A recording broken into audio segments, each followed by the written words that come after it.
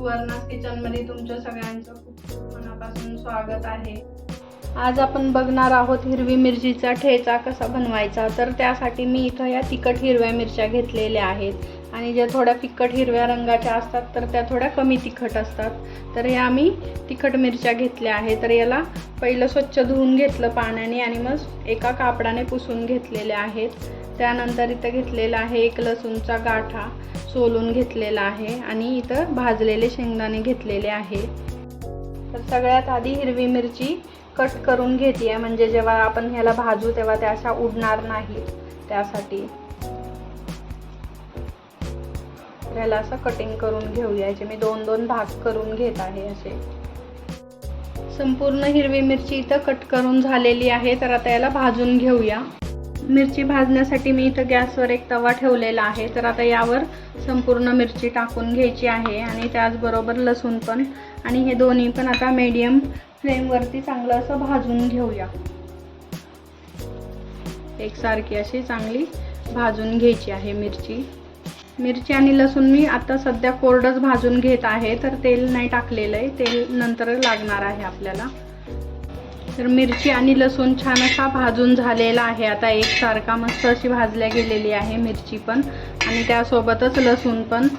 तर आता या स्टेजला गॅस बंद करायचा आहे आणि हे संपूर्ण लसूण आणि मिरची एका काढायचं आहे, एका प्लेटमध्ये काढून घ्यायचं आहे।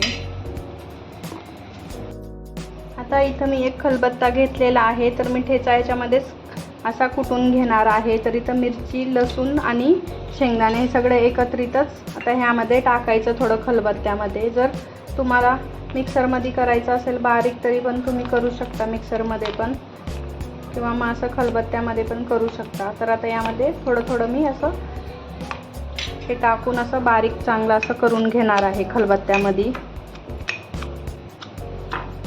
मस्त असं हे बारीक झालेलं आहे। तर याच पद्धतीने असा बारीक करून घ्यायचा आहे असा खलबत्त्यामध्ये ठेचा। आता सर्व काही असंच बारीक करायचं आहे। त्याला एका प्लेटमध्ये काढून घेऊया।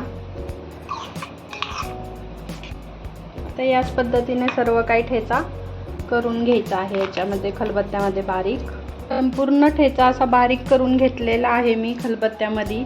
माझा खलबत्ता छोटा होता त्यामुळे थोडा टाइम लागला। तुमच्याकडे जर मोठा खलबत्ता असेल तर तुम्ही एका वेळेसच सर्व काही हे बारीक करून घेऊ शकता। ठेचा परतवून घेण्यासाठी इथं मी एक तवा ठेवलेला आहे आणि त्यावरती एक मोठा चमचा तेल टाकलेला आहे। आता यावर हा संपूर्ण ठेचा टाकायचा आणि याला चांगलं असं लो फ्लेमवर परतवून घ्यायचं आहे। यामध्ये चवीनुसार मीठ टाकून घ्यायचं आहे। आता याला एकसारखा चांगला परतवून घेऊया।